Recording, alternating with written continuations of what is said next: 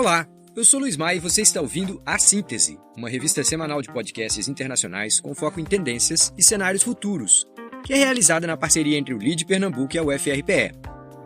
A cada semana, a gente analisa dezenas de conteúdos editados mundo afora e seleciona aqueles que podem nos oferecer mais e melhores perspectivas do que está por vir. Se gostar das nossas escolhas, você pode acessá-las através da playlist A Síntese, disponível também no Spotify. No episódio de hoje, a gente vai visitar temáticas que, de certa forma, nos convidam a repensar processos que já se desenrolam há décadas, mas que sofreram reviravoltas importantes recentemente. Para começar, vamos falar da Covid-19 como endemia.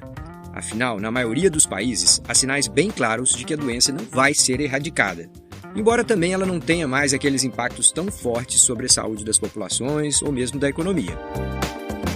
Na sequência, a gente confere se de fato um país latino-americano pode se tornar grande beneficiário dessa nova etapa da globalização, em meio a tensões comerciais crescentes, guerras não declaradas e essa espécie de consolidação de uma ordem multipolar. É do México que estamos falando, mas a análise pode guardar paralelos interessantes com as perspectivas do nosso Brasilzão 200 anos. Vamos ver. Por fim, nosso foco vai para o crescimento de crimes e do terrorismo cibernéticos, promovidos por hackers a serviço de ninguém menos que o governo da Coreia do Norte. Pode parecer surpreendente, mas essas figuras estão se especializando em hackear transações envolvendo criptomoedas e os prejuízos já estariam chegando à casa dos bilhões de dólares. Bora começar? Vamos embora! O Global Data Pod é um podcast editado pela equipe de pesquisa e análise do JP Morgan, uma instituição bancária centenária, líder global em serviços financeiros, muito respeitada não só nos Estados Unidos. Há alguns dias, eles editaram o episódio Living with a COVID Endemic, convivendo com uma Covid endêmica. Os analistas Bruce Kasman e David Mackey começam por descrever o que tende a ser a vida daqui para frente, na maioria dos países onde a imunidade alcança os 80% a 85% da população. E a Covid vai se tornando ali uma ameaça menor, como uma espécie de uma influenza. Este seria, digamos assim, o cenário base, o mais provável. Assim como no Brasil, as pessoas já começaram a viver em ambientes com mínimas restrições, ficam sabendo de casos isolados de infecção, mas não observam mais aquela pressão sobre os sistemas de saúde. Claro que mesmo nesse cenário, não dá para descartar a ocorrência de novas ondas de infecção aqui e ali, ou a emergência de algum padrão sazonal, mas os impactos seriam bem menores do que os observados em 20 e 21. O curioso é que na China, o país mais populoso do mundo e também o maior parceiro comercial de quase todos os países, o cenário mais provável por lá não é bem esse, por enquanto. O que se vê é uma combinação bem particular de fatores, como, por exemplo, a existência de uma boa parcela da população idosa sem imunidade ou com a imunização incompleta, a adoção de uma única estratégia vacinal, a Sinovac, que não usa a técnica do RNA mensageiro e que seria um pouco menos efetiva, tanto em reduzir infecções como em prevenir internações hospitalares nos casos de infecção. E o terceiro fator, claro, é a insistência em adotar lockdowns extremamente rigorosos. Essa política chamada de Zero Covid, que já paralisou por várias semanas alguns dos maiores centros urbanos do planeta, como é o caso de Xangai e tudo indica Pequim vai no mesmo caminho. Esse panorama chinês é acompanhado com muita atenção pelas equipes do JP Morgan, porque ele tem consequências muito fortes para a economia mundial. Os caras já estimam uma queda de mais de 1% do PIB chinês neste segundo trimestre.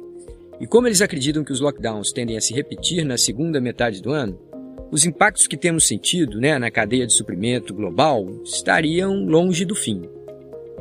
Em outras palavras, tome-lhe escassez global de componentes eletrônicos, medicamentos, produtos de toda sorte, ameaçando o ritmo de negócios no mundo todo.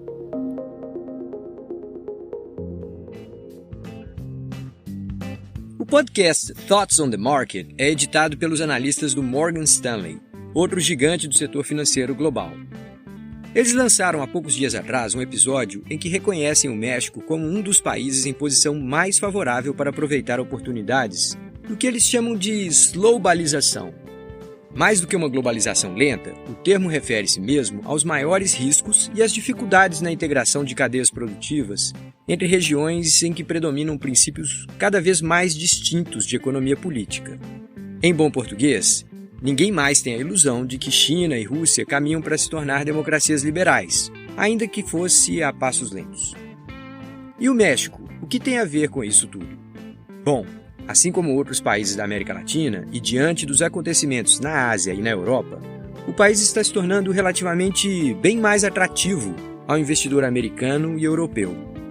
A economia mexicana já faz parte de um acordo de comércio abrangente com seus vizinhos do norte e oferece uma maior segurança jurídica para o investidor norte-americano do que as de outros países latino-americanos.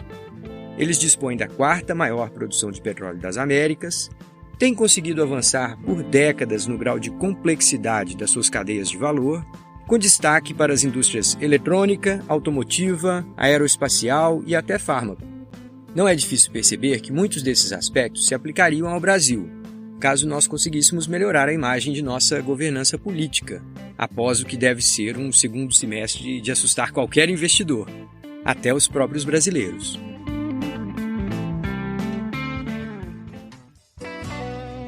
O terceiro conteúdo de destaque nesta semana é o What Next, podcast editado por jornalista da revista americana Slate, e que lançou no último final de semana o episódio North Korea's Hacking Army, o exército de hackers da Coreia do Norte. Eles trazem uma história de cair o queixo sobre o grau de sucesso de hackers treinados e empregados pelo governo norte-coreano. Esses caras invadem plataformas onde se dão transações com criptomoedas, enganam pessoas e desviam seus recursos. Só no ano de 2021, essa atividade teria arrecadado cerca de 400 milhões de dólares para os programas militares e de inteligência do país. É interessante perceber que esse exército de hackers deles já atua há décadas, mas apenas recentemente deixou de ter ênfase em espionagem, comprometimento de reputações e passou a focar mesmo em ataques com objetivos financeiros. Você pode estar se perguntando, e daí?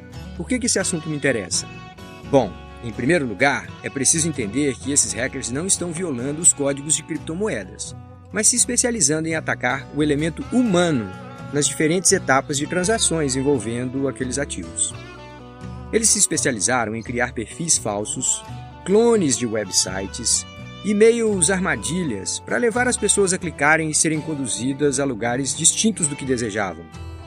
E eles fazem isso de forma rápida, deixando quase nenhuma pista para trás. Além disso, não é de hoje que os especialistas alertam para o grau de vulnerabilidade do governo e de empresas brasileiras. Já passou da hora de a gente entender que vive em um mundo híbrido, que é físico e virtual, analógico e digital, e que as pontes ligando esses territórios, frequentemente envolvendo a pessoa, o elemento humano, essas pontes permitem ataques que podem literalmente destruir patrimônios e comprometer por muitos anos a saúde financeira de uma empresa. Enfim, a tal cybersecurity não é mais assunto só de grandes corporações multinacionais. Precisaremos preparar novas equipes com essas competências.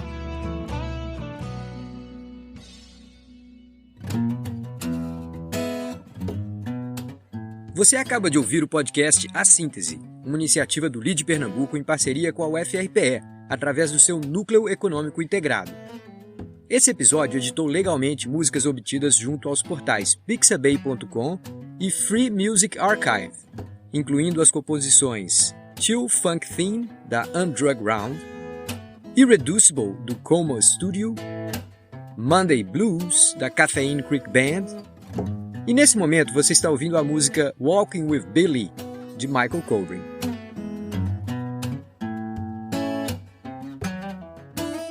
Vale registrar que a Síntese é uma iniciativa voltada a promover o diálogo e a reflexão, com base em traduções livres de conteúdos originais em língua estrangeira. Sendo assim, nossas interpretações podem conter pequenas imprecisões aqui e ali, e não devem ser interpretadas como recomendações de investimento. Fique ligado e compartilhe!